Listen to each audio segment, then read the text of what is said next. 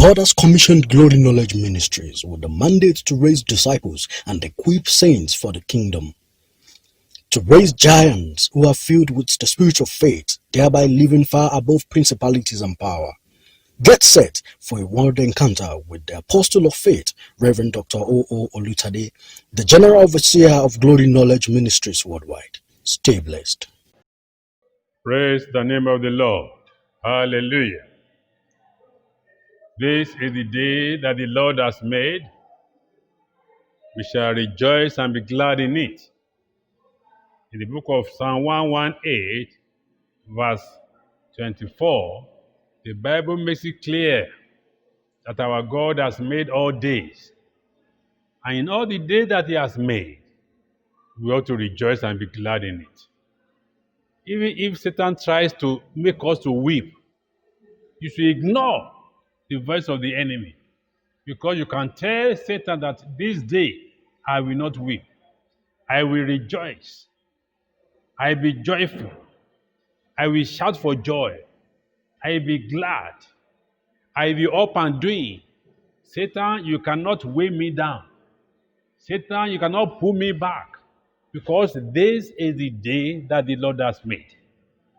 I want you to have this at the back of your mind as a child of God. As a child of God, believing every word that God has spoken. If you are not a child of God, it's different. But if you believe in the Lord Jesus Christ, you must have that faith, that confidence that every day has been made by your Creator, your Father, and you must rejoice. You must be glad in it. I know Satan knows this, that God has made all day, so that even at the time of Job, Satan knew that why will not Job praise you? Why will he not be glad? Because he has built an edge around Job. Satan knew it. So he could not come near Job. Job knew that this is my God. He will make everything well for me. So you have a father, you have a creator. He has created all days. You must rejoice and be glad in it. Today we are going further. Now our watchword, prevail. Prevail. Prevail means to overcome, to be victorious, to be on top, to be a champion. Prevail means to subdue, to have the upper hand. Prevail means to be successful. Prevail means to be promoted. Prevail means that all things will go well with you in your endeavor, because your God is alive. We are going to read the book of Luke chapter 5. And we're going to be considering that success will prevail over failure. Success will prevail over failure.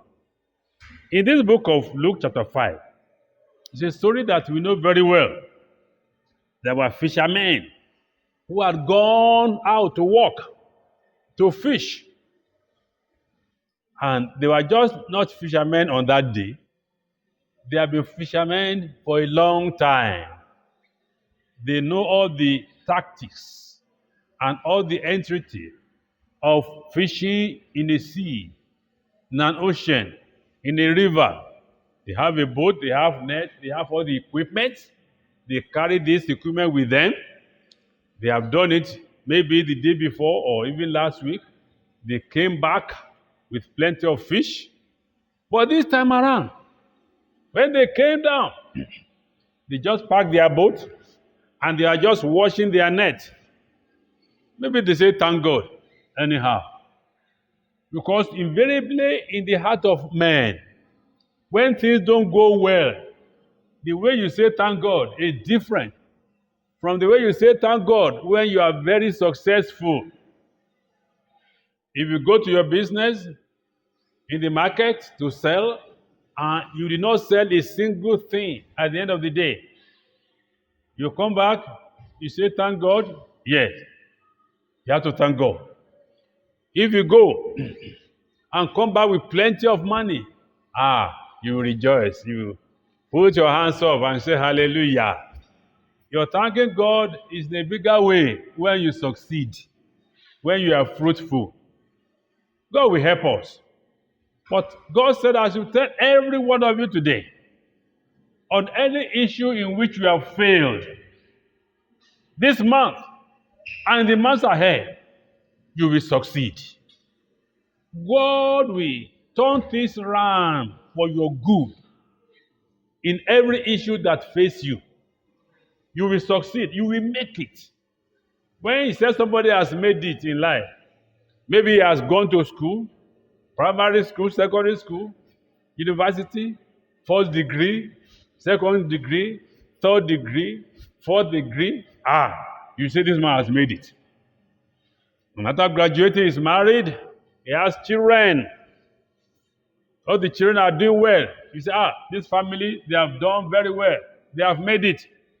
They have succeeded. When you have children, you say, this one, they have succeeded. They have made it.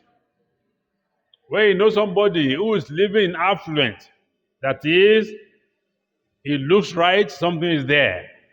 He looks left, something is there. Forward, something is there. Around him, something is there for him to hold on to, that he will not beg for bread. You say, he has made it. He is successful. He is prospering. I'm telling you, where people have looked down upon you before, this month and in the months ahead, God will lift you up. They will see you, they will say, is that not you? Yes, it's you. Because of God turning the tide round for good on your behalf. You will succeed in the name of Jesus. These fishermen came down, they were washing their nets. And we are told that Jesus Christ just came to the scene and begged Simon and asked him to put out a little from the land. And he sat down and taught the multitudes from the boat. And when he had stopped speaking, he said to Simon, launch out into the deep and let down your net for a catch. You see what Simon answered? But Simon answered and said to him, Master, we have toiled all night and caught nothing. That is, they have failed. They have not succeeded this time around. Nothing came into their net. When the Lord said, he sat down and said, launch out into the deep. They know that when they have gone all night to fish, they have launched down into the deep. They have launched into the shallow, into the middle, into all levels. They dragged their nets. Nothing was in the net. No fish in the net. So he said, Master, we have toiled all night. We didn't catch a single thing. But there was something that struck Simon. After the Lord had said that, something struck Simon. Even after he had said, we have caught nothing, he looked at the Lord. He never knew him as God and as Lord. But the Holy Spirit directed him. This man speaking is different. There's a different speech. When God talks to you and instructs you, it's not in the word of the world. It's not in a carnal world. It's not in a fleshly world. It's not in the word that human beings just see and gratify. It's a special word, a special instruction, a special speech, a special direction that God is giving unto you. So I'm telling you today, and praying for you that you will always differentiate the word of the Lord from the word of the world. You'll be able to see the difference, that this is God speaking. This is not just man. This is not just another talk. This is not just my friend talking. This is God speaking. Simon realized that something pricked him in the heart. That this man who has spoken, he has spoken differently from all others. When you are hearing the word of the Lord, preaching, ministration, teaching from the Bible, I pray that a spirit will come into you that you will know and realize this is a different world. So he said, nevertheless, at your word, I will lay down the net. At the word of the Lord, you will obey instruction. You will obey the direction. You will pray. You will go for even all night to pray at the word of the Lord. You attend the meetings in the church at the word of the Lord. And the word of the Lord is coming for your pastors, your leaders in the church. Are you obeying them for success? Even if things have gone wrong for a long time, God can still bring a change in the name of the Lord. Say, at your word, I will let down the nets. And in verse 6, and when they had done this, they caught a great number of fish, and their net was breaking. So it's not just being successful in a small way. It's not just catching one fish. Notice that someone has said that we have toiled all night. We did not catch a single fish. Even a small one did not strain into the net. Even an ugly one did not stray into the net. They caught nothing. No show. Nothing to show for all the labor of the hand. I pray that your case will not be like that in the name of Jesus. There will be something for you to show for your labor. The labor of your hand. There will be something for you to show. So remember that these people, they have a job that they are doing. They were fishermen. He said, God will bless and prosper the work of your hand. It means that you have a work. A lazy man who does not have a work, what is God going to prosper in it? A man will just, even 11 o'clock, he's still sitting at the corridor in his house. He didn't get out. He's not laying his hand upon anything. Nothing to show. What will God bless? Find a work to do. Even in the church. Don't just come to the church and be thinking that somebody will rise up and give you 200 naira today. And that one will give you 100 naira today. That's why you have come to the church. Next week you will come. I say, these people, they love people. They love people. And you have not got any work. Go and find job to do. God will bless the work of your hand. There shall be success to replace and to prevail upon failure. These people failed, but when they listened to the word and instruction of the master and did what the master said, they became successful. I pray that the Lord will make you successful in the name of Jesus. If you bring success in your work, in your studies, in your home, in your affairs, it will bring success in Jesus' name. I want you to realize this again. Whatever you set your hand to do, God will prosper it. In the book of Deuteronomy chapter 28, we all know this reference very well. That God will prosper the work of your hand in the land that you are going. We are in this land. Workers, you are there, I'm there. Let us believe the word of the Lord. This is Deuteronomy chapter 28 in verse 8. The work of your hand will bless you when you go out, bless you when you come in. It means that in any way that you might go to do anything in any town, even when you relocate from one town to the other, God still said, He will bless the work of your hand. I also want to tell you that even your education, you will succeed. No more failure. No more carryover. The door of admission shall be opened unto you. No more reputation in the name of the Lord.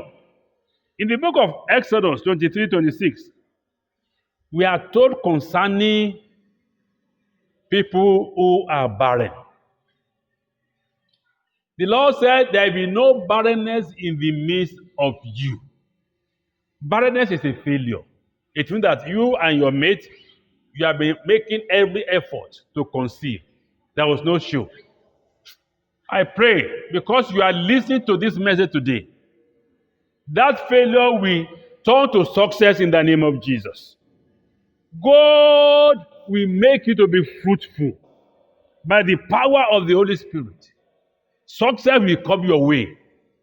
I say success will come your way in the name of the Lord. One other thing I want you to realize is this, that as you succeed, God will bring fruit out of your success. Fruits that will abide. It's not just any fruit. Fruit that will abide. God will bring it forth to the glory and to the honor of His name. Your marriage, is it successful? If you have been quarreling will stop. That is, if you have been having misunderstanding between your spouse, between the two of you, God wants you to succeed, to overcome that quarreling. And I pray in the name of Jesus that quarreling will stop between the two of you in the name of Jesus. No more fighting, no more cheating, no more fault finding. I also know that people individually, some are very firm in the things of God, very fervent. But of recent, there have been coldness in their fervency. They don't go to church regularly. They come when they like, they come in late, and many of them are not even paying their tithes and offering. Many of them are no more fervent. They are no more going for evangelism. Their spirit is down. They have made themselves failures.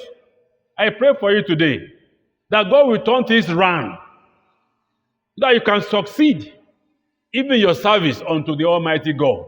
When you succeed is when God is happy. When you fail, God is not happy concerning you. God will help us. And some people have backslided to such an extent that they even just stay at home all week, all months, all the year round. They don't go for service anywhere. You remember the prodigal son in the book of Luke chapter 15. He went away from the father, from the house. And when you go away from God, suffering will come upon you. When you go away from God, lack will come upon you. When you go away from God, sorrow will come upon you. That was what happened to this prodigal son. He became to be in want. Nobody gave him anything. He was no more hearing from God. No more hearing from his father. He was far away from his father. He felt he can do it on his own. He felt he was already matured and that he could be alone. Maturity comes from God. God can only pronounce you matured, and there's only one person that He has pronounced mature, and that's the Lord Jesus Christ. And it's only when you stay with Him and get His instruction that you can mature, even in the Lord.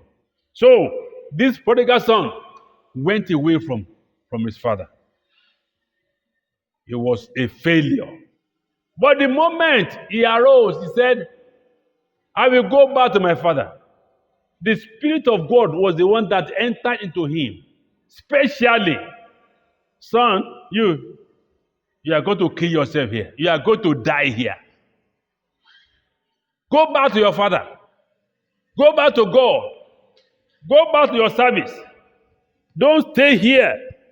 You will die here if you remain here. The Spirit of God ministered to him that way. Say, I will arise. And he arose and went back to his father. If he said he will arise and stay there, he will still die there. Many of you will wish that you could do something better for God. You have said it in your mind, it's now to take action. Action is where we can see that you are really serious. If there's no action, it means that you are not serious about it. And I pray that you are going to take action in whatever you have decided to do in the name of Jesus. Joseph was a successful man, a prosperous man. In the book of Genesis 39 verse 1, everything he did was successful.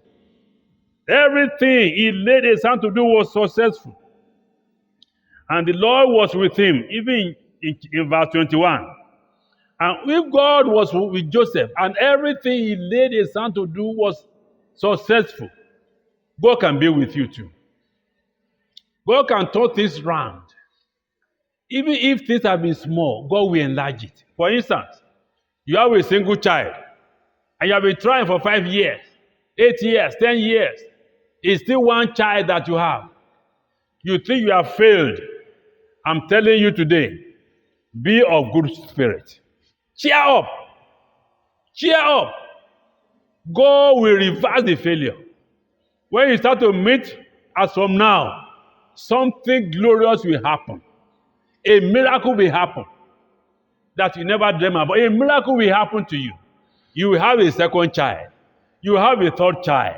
You will have a fourth child. In the name of Jesus. This is what God said He will do. Where you have been failing, you will now succeed. Even your business, whatever business you have, maybe your business has been gloomy, going very well, and now it's going down. No more show. You just come home, bow down your head. Nothing happened today. Nothing to produce today. That business that is going down, that business that is crawling like a snail, God will impart His power on it. As from this moment, the business will boom forth again. It shall boom forth again. In the name of Jesus.